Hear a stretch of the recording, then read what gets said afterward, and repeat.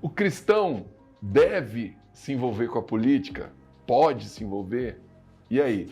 A gente tem visto muita gente falando que sim, gente falando que não. Nós vamos debater esse tema hoje no Sem Limites. Solta a vinheta!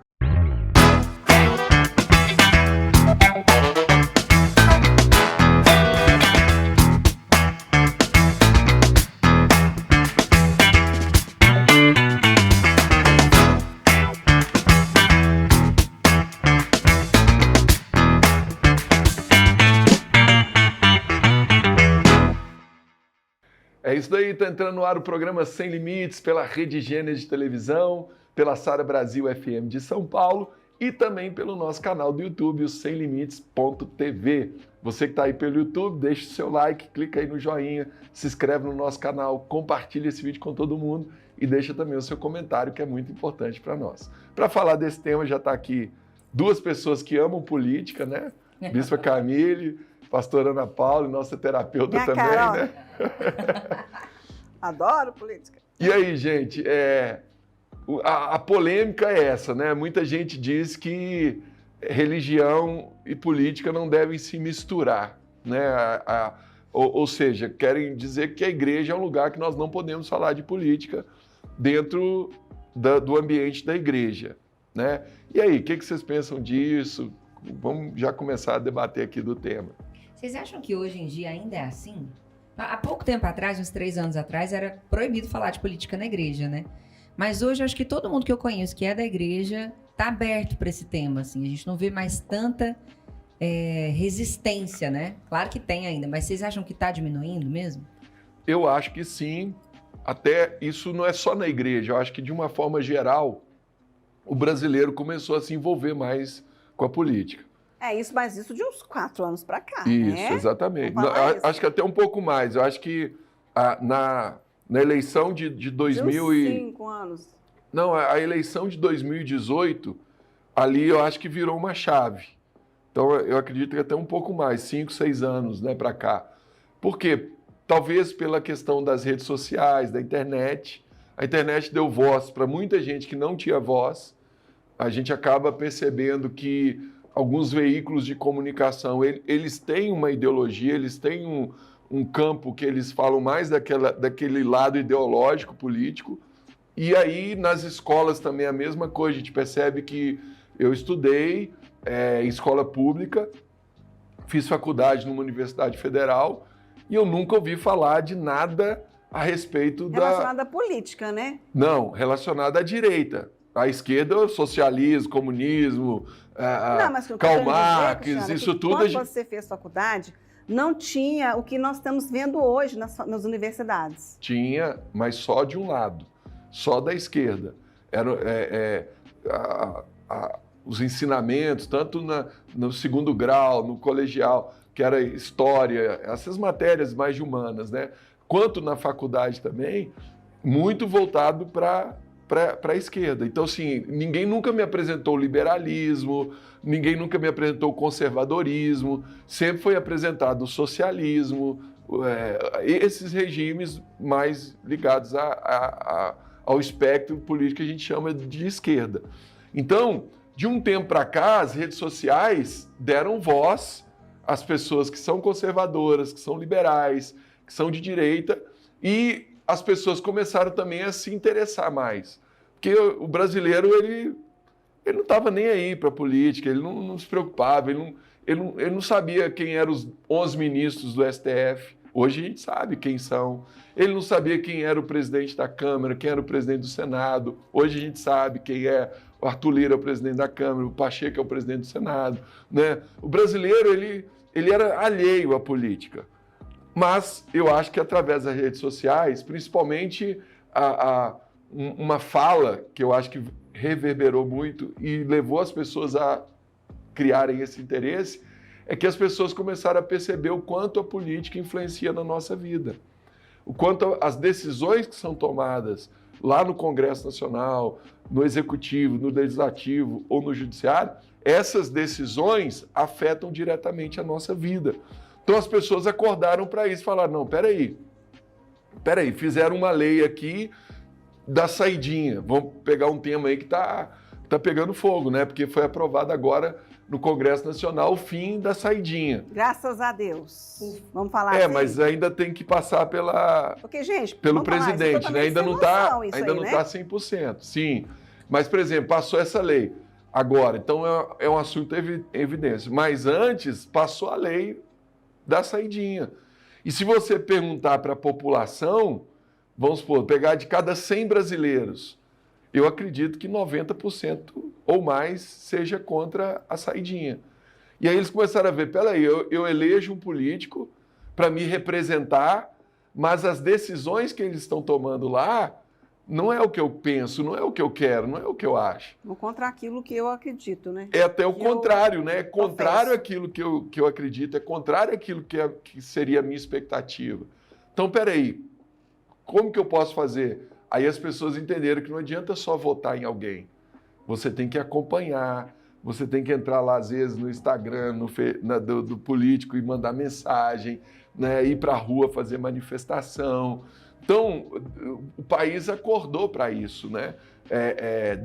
Acho que até um pouco antes do 2018, da eleição de 2018. Acho que o impeachment da Dilma foi o que acendeu esse interesse, né? Porque as pessoas começaram a ver a economia do país indo muito mal, taxa de desemprego subindo, os preços dos alimentos, a inflação subindo, o país indo mal economicamente e as pessoas, não, isso aqui está me afetando.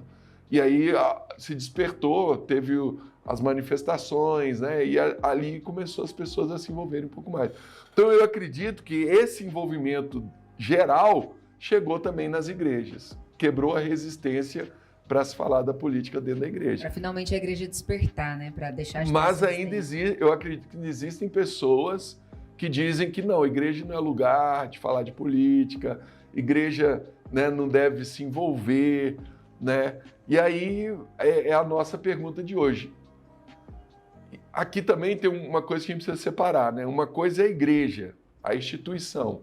Outra coisa são as pessoas que estão na igreja, que aí entra o cristão. E eu acho que o cristão ele tem que se envolver com a política. Sim, porque a gente tem vários exemplos. Isso cresceu muito depois que, como você falou, que o pessoal acordou.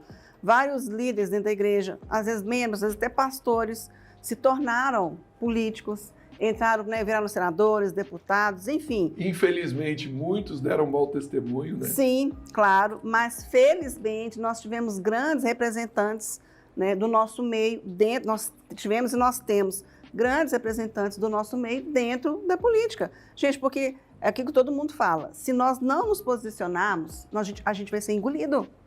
Nós vamos ser engolidos, porque se a gente fica quieto, caso a gente não toma nenhuma atitude, é como se a gente estivesse aceitando tudo passivamente. Eu concordo com tudo, eu recebo tudo, eu aceito tudo. E não é assim. Exatamente. A gente não foi chamado para ser obediente a qualquer custo, né? Se a gente tem autonomia para mudar a liderança, para escolher, a gente tem que exercer esse direito. Se a gente tem opinião, a gente tem que expor a sua opinião. E onde que nós vamos ter nossa voz reverberada, como o Cristiano falou, expandida? Com os nossos lá dentro. Entendeu? Às vezes eu acho que o problema é que a gente espera Deus fazer aquilo que a gente precisa fazer. E tem muitas igrejas que estão assim, né? Deus está dando o poder para que você escolha um candidato, para que você estude, mas você está, não, o que for a vontade de Deus, amém. É uma coisa que a gente sempre fala, né, Ana? Lá atrás a igreja falava que a televisão era do diabo. Então não pode ver televisão, é pecado, televisão é do diabo. A igreja estava dando para o diabo algo que não é dele, nada é dele. Tudo foi Deus que criou. E que é um meio super poderoso, né? E hoje a televisão é um meio super poderoso para evangelizar, para ganhar almas, né? Nós estamos aqui fazendo um programa que vai para o ar na Rede Gênesis, né? Então, a política era a mesma coisa. As pessoas falavam, não, a política é do diabo. Não vamos nos envolver com a política. Peraí, mas quem são as pessoas que verdadeiramente vão poder mudar um país, mudar a política de uma nação? São homens de Deus, são pessoas com princípios cristãos, princípios corretos.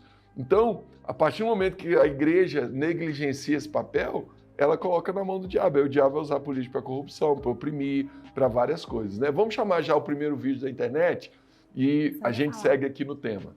O cristianismo, ele não caminha ao lado oposto da política. Pelo contrário, você olha o cristão, na hora dele pagar imposto, ele é crente. Na hora da gente dar o voto e falar sobre política, aí já não pode. Você é cristão. Então Então, na verdade, eles estão querendo o quê? Nos calar. Olha, isso aqui o cristão pode fazer, isso aqui você não pode se envolver. E falta pouco tempo para a gente decidir se a gente de fato foi uma igreja que orou, que intercedeu, que jejuou e que decidiu de forma correta, ou se a gente entregou a toalha e vai entregar ali nas mãos de uma nação inteira, um país inteiro que tem um tamanho continental, para mãos de pessoas que sempre nos atacaram. Então, olha aí, é a denúncia que ele está fazendo ali, eu acho que é pertinente, né? Nós somos cidadãos, pagamos impostos, vamos pegar a Bíblia, né? A Bíblia diz que a nossa paz depende da paz da cidade.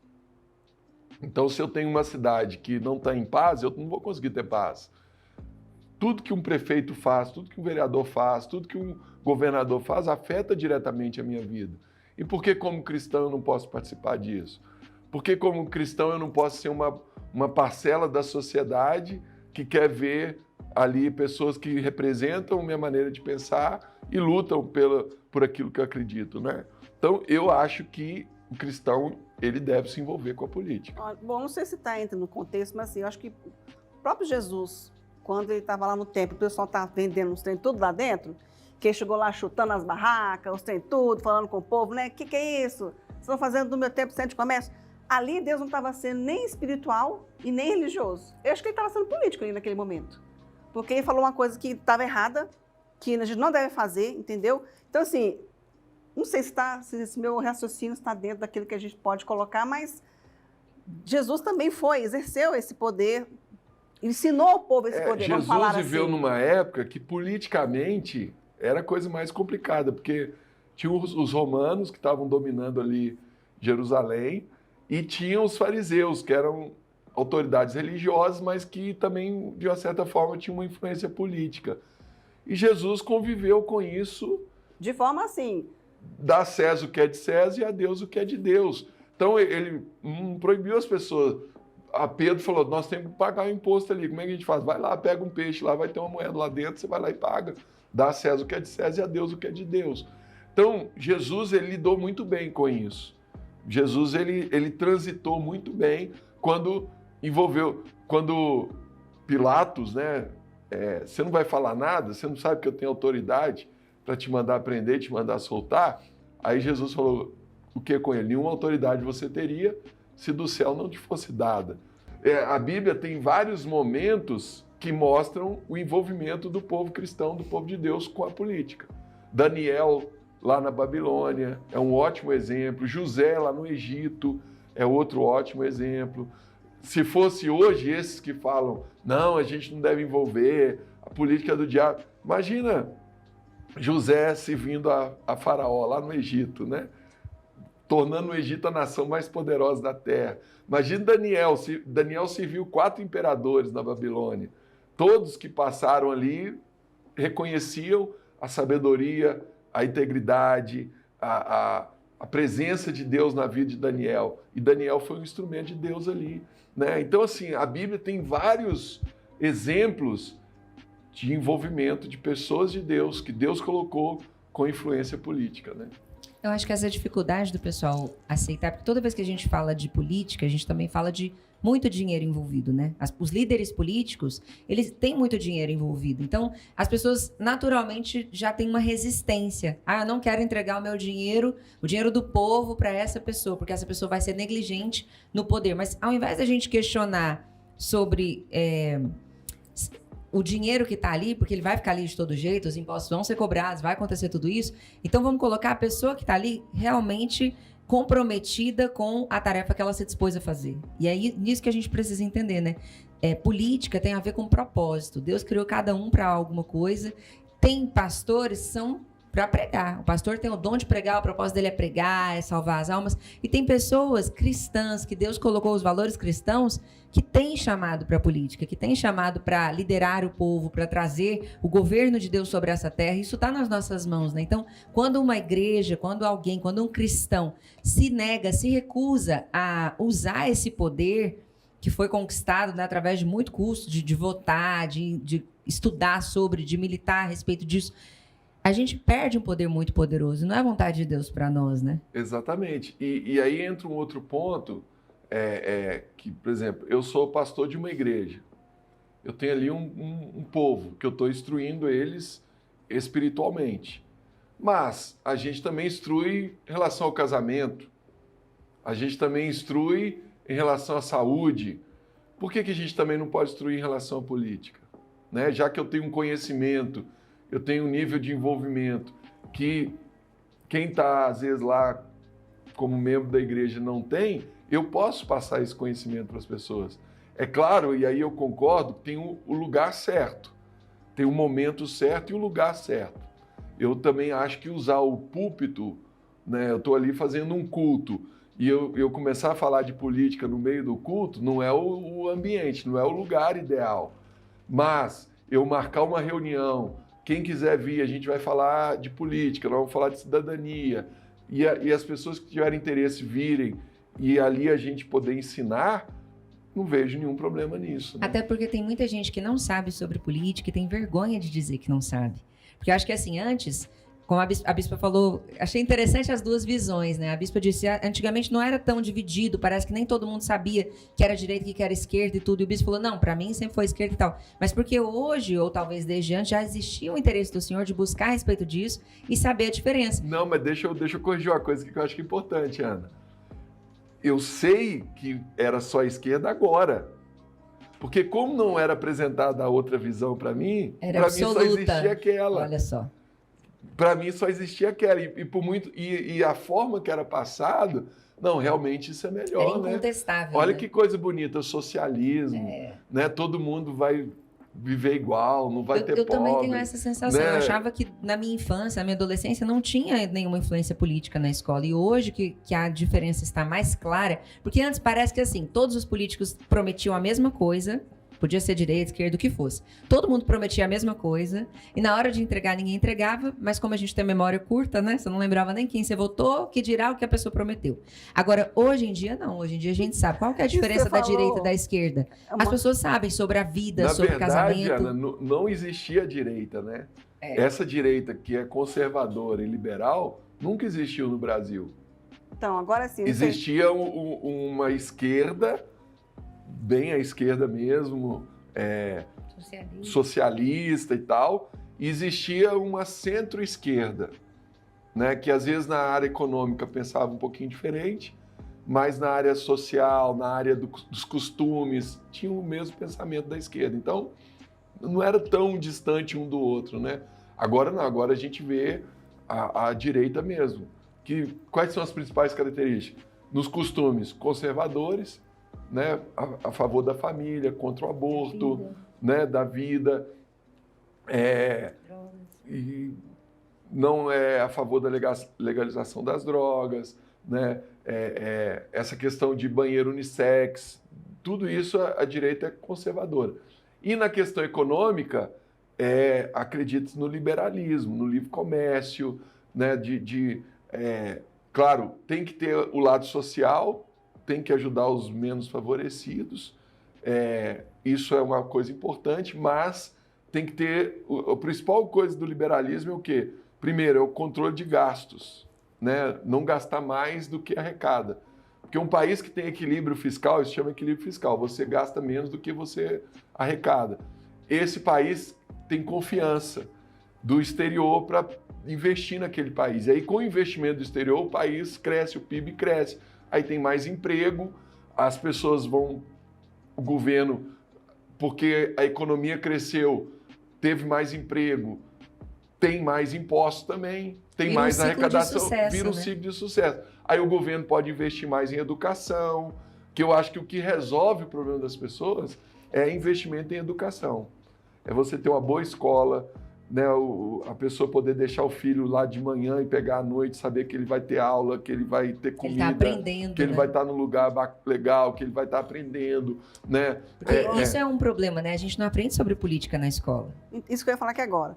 Nós não somos bem instruídos, politicamente falando, assim, sobre aquilo que a gente tem que fazer, sobre quem a gente deve ouvir, sobre fazer separações. A gente tem... Aí a pergunta aqui né, Camille, dentro disso que você está falando, desculpa te interromper, mas a quem interessa isso?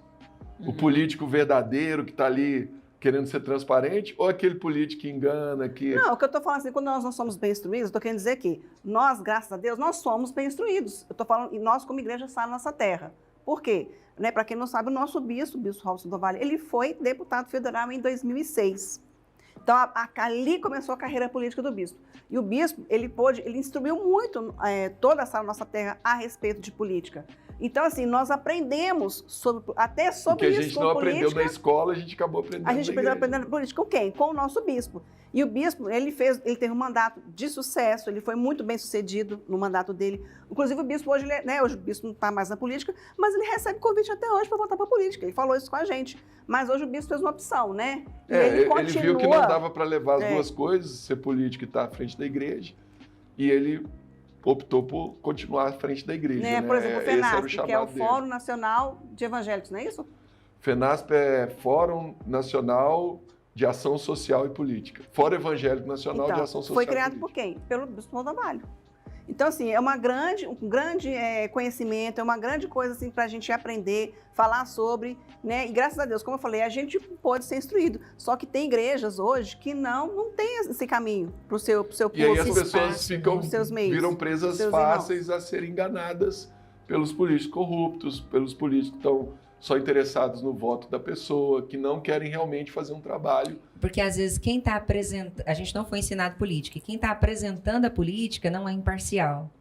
Né? Então, por exemplo, na igreja, mesmo o bispo com toda essa participação política, ele nunca chegou em um culto, né, durante a administração de um culto, para trazer um ensinamento político, algum direcionamento vamos falar isolado. Assim, isolado. Normalmente, como o bispo disse, né, são reuniões que falam, gente, quem quer saber sobre política, quem quer saber a posição da igreja sobre política, a reunião vai ser tal dia, que é fora dos horários de culto, tal horário, tal lugar. As pessoas não tem vergonha de perguntar, de dizer que não sabe, Sim. Porque a verdade é que pouca gente sabe mesmo. Sabe quem busca em outros meios, quem estuda de outra maneira, de forma independente, ou conversando com os colegas que entendem sobre.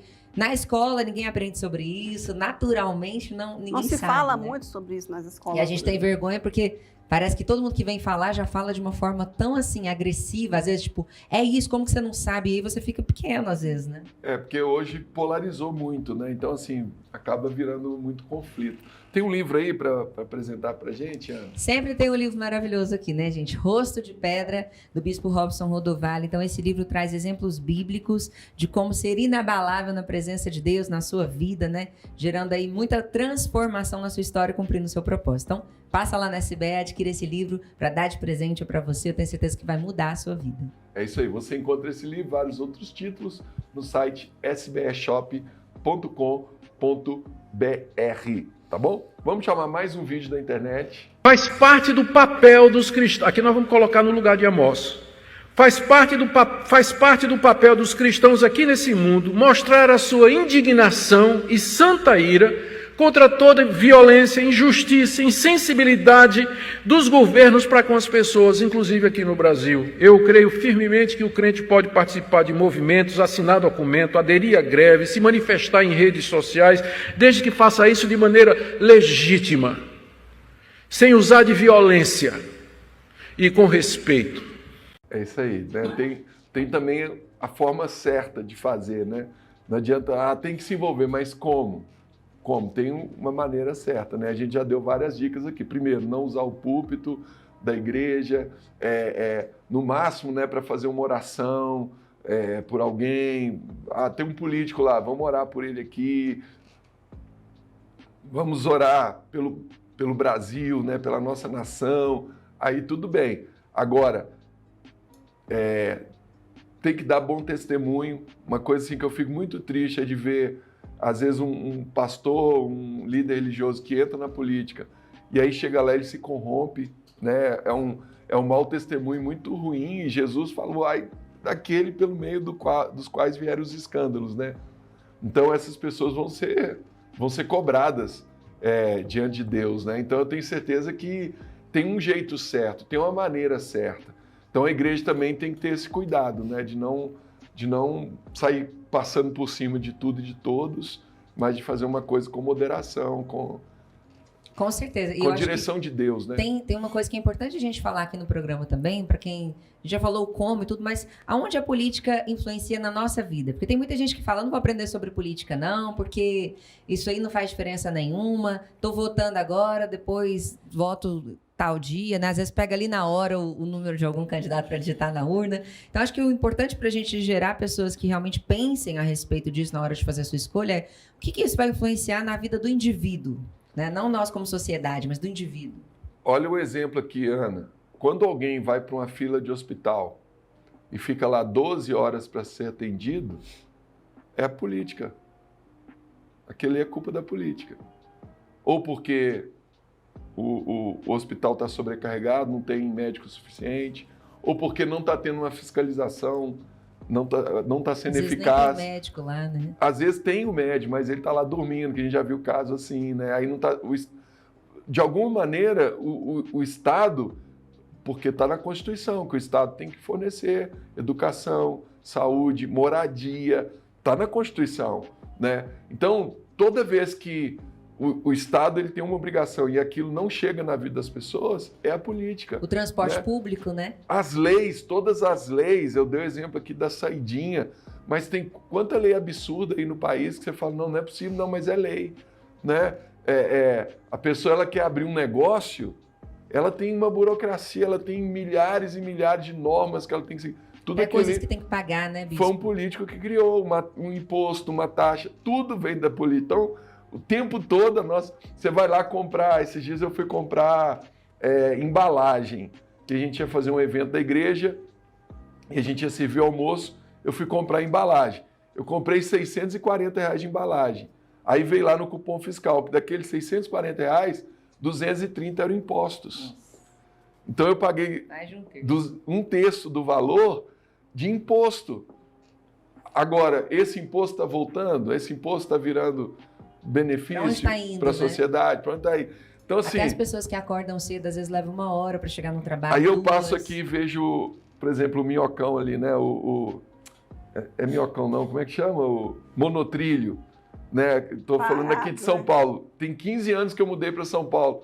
Quando eu cheguei aqui já tinha a obra do monotrilho, está lá parado até hoje. Aí eu fico vendo aquele tanto de estrutura, quanto de dinheiro que foi colocado ali, dinheiro dos nossos impostos, e está parado.